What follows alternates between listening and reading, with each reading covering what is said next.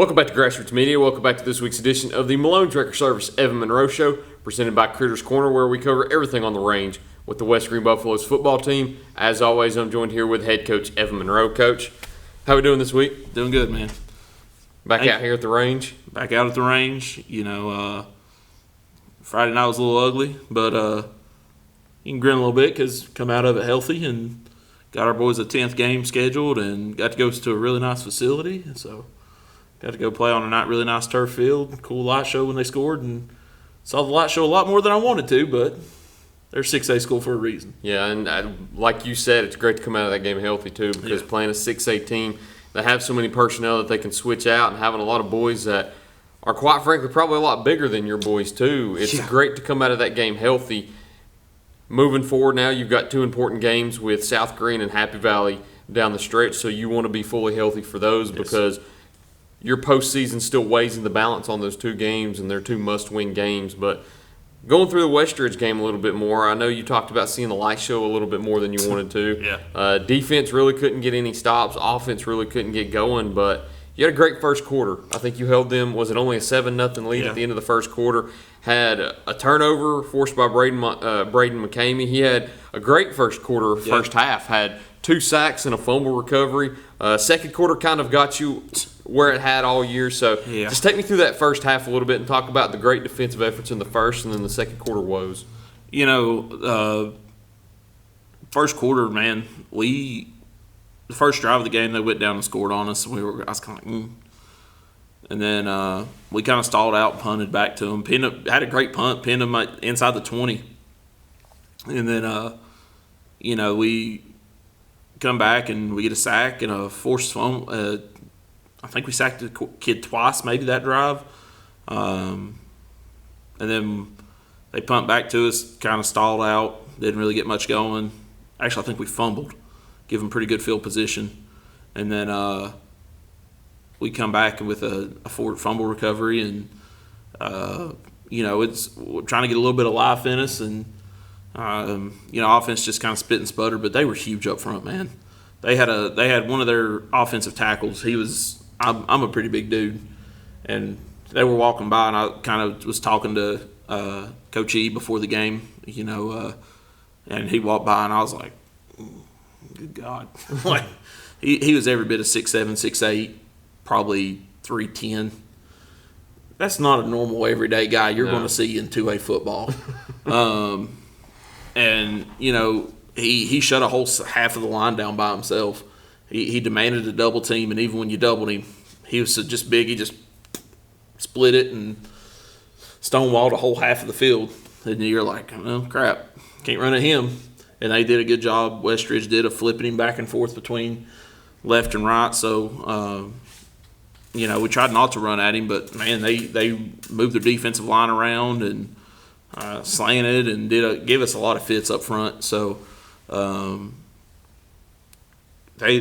were they're a lot bigger than us up front. And when you got 280 at least across the board going against 220, it's a big disadvantage. Big disadvantage. And that's 6A football. They have to have those big guys up front to compete. If they don't, they're not going to be very successful. So, Westridge just kind of just controlled the line of scrimmage all night long. And, the younger guys got a lot of reps the second half. They got better. So, when you come out healthy, your young guys get some experience even though you're on the wrong side of the scoreboard.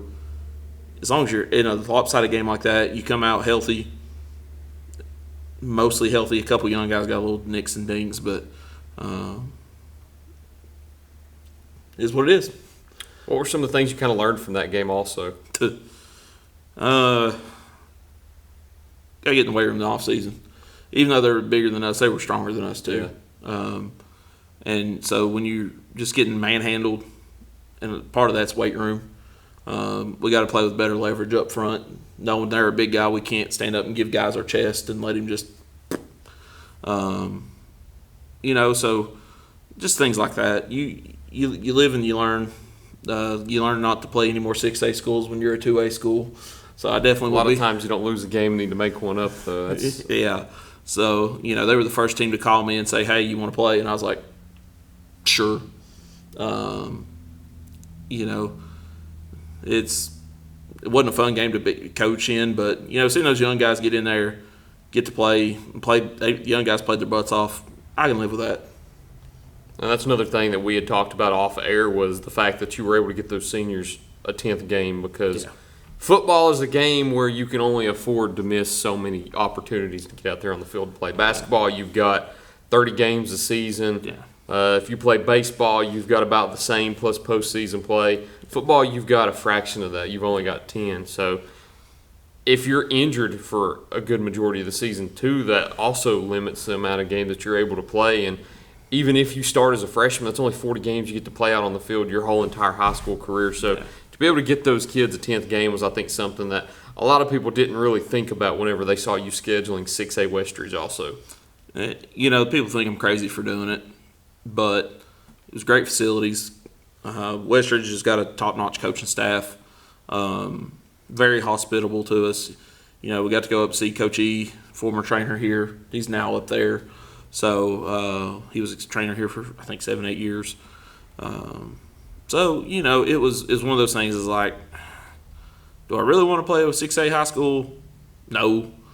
Do I want to get us a 10th game? Yes. Mm-hmm. And I wrestled with it for a little bit, and I said, you know what, let's just go play. And, we tried to make something happen with Sullivan East, who was that 10th game originally, and there was just not a whole lot.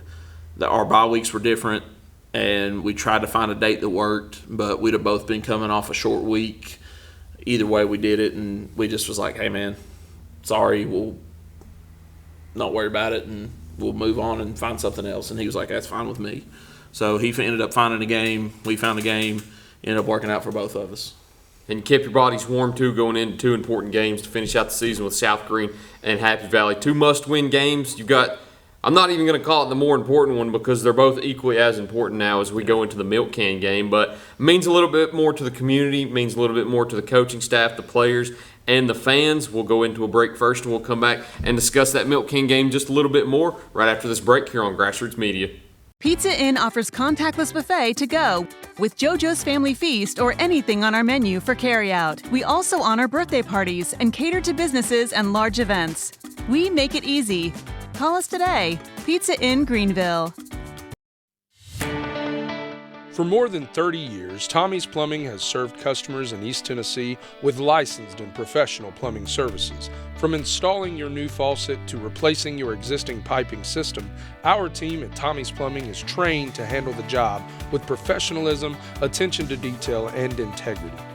By offering warranties on most products installed by our technicians, Tommy's Plumbing stands behind our work, ensuring that your plumbing needs are not only met, but that your problem is solved for the long term. When you need reliable and professional plumbing service, Tommy's is the only call to make. So give us a call today and let us show you the Tommy's difference.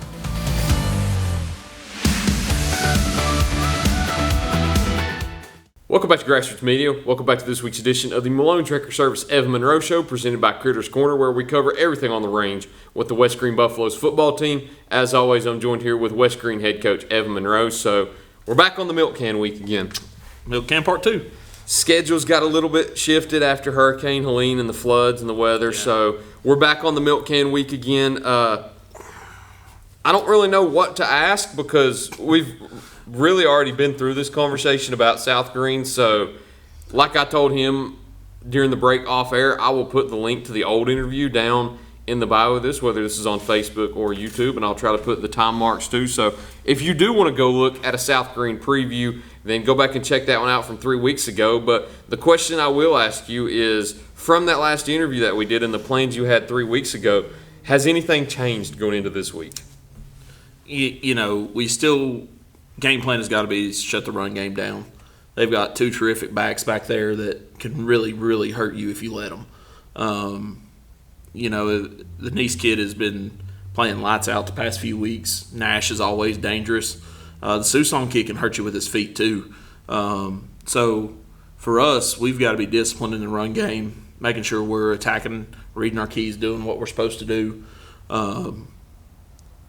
And so for us, nothing's really changed on our side of the ball, we've still got to go play and still go execute at a high level to give ourselves a chance, because their offense, man, when it's clicking, it's clicking. They can score in a hurry. They live by the explosive play. So we've got to be disciplined this week. They'll run some misdirection stuff at us and some counters, and they've got the ability to hurt us with their legs. So we've got to just, like I said, stay disciplined, stay home, don't fly upfield, and somehow, some way, try to slow that run game down, because it's pretty darn good. So, for us, schematically, they run a very similar defense to what we run, just because, the defense coordinator, Joe Case, was here for forever, and, him and Mark Greenlee did a great job of defense together. And so, Mark has still been here for the past couple of years with me, and we still run the same terminology, same defense. So, we've got a tall task this week of being able to go execute, because they're very well coached on the defensive side of the ball. They're not going to give up a whole lot.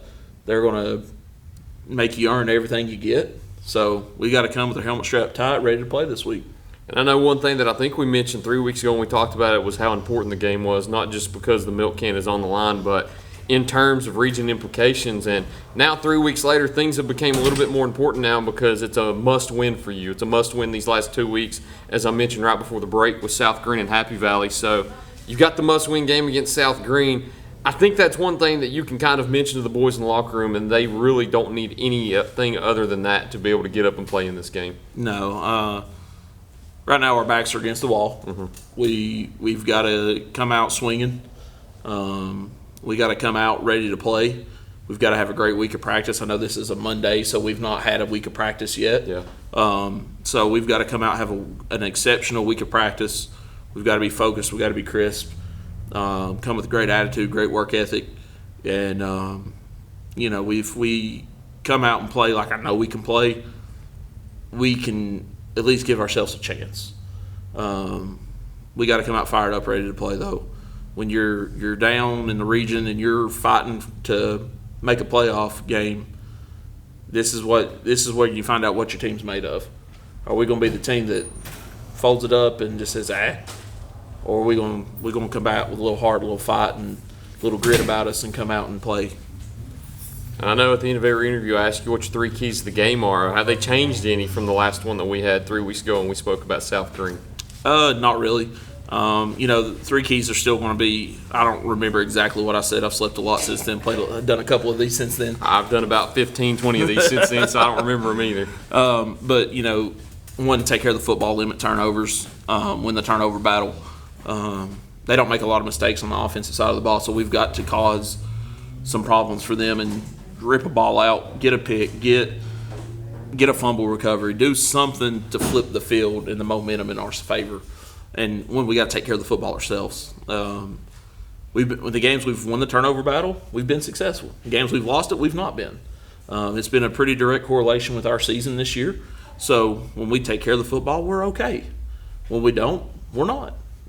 So for us, we got to take care of the football, win the turnover battle. Second thing is we got to limit it. We got to win the explosive play battle. Don't let them just run up and down the field on us all night. I classify anything over a 15-yard run or a 20-yard pass as an explosive play. Yeah.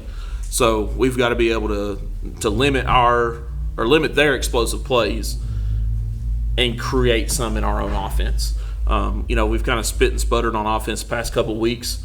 So we've got, and a lot of it's come down to execution. We've had to shuffle some guys around. Guys get beat up, different reasons. We've had to move, play offensive line roulette, like slide here, slide there, see what works, see what doesn't. A couple times we miss an assignment just because it's not your normal position. Yeah. So we got to execute better there. But when you execute at a high level, you're going to win that explosive play battle. So for us, winning the explosive play battle is a big deal for us. And then last and always, score more points than the other team. That's how you always get a dub. We've only done it a handful of times this year, so Friday night would be a great chance to do it again because, not only is it a region game, it's a county game. It's a rivalry game. But the big thing is we have to win this one to keep our playoff chances alive. We're at a point right now, we've got 2 games left. Everybody in our region has 2 region games left. And I think the only team that doesn't have a chance of making the playoffs is Gap. I think they've been mathematically eliminated. And I know we're in that 5th spot right now, trying to fight our way back into the standings to get one of those top 4 seeds to be able to make the playoffs. So for us, we've got to go out and we've got to play hard. And we've got to play with best effort and try to get us a win on Friday. No pressure's on you all. There's some pressure, but at the same time, there's not as much pressure. So that's a good thing going into it also. But it's a big game. It's a milk can week. It's always one of the best weeks here at West Greene. I know as an alumni myself, it was always fun during the milk can week. But, Coach, that's all I've got for you this week. Have a great day of practice. Great week of practice. Great week of practice. Looking forward to Friday night. Thank you all for watching this week's edition of the Malone Director Service Evan Monroe Show, presented by Critters Corner. We look forward to seeing you next time here on Grassroots Media. Go Buffs.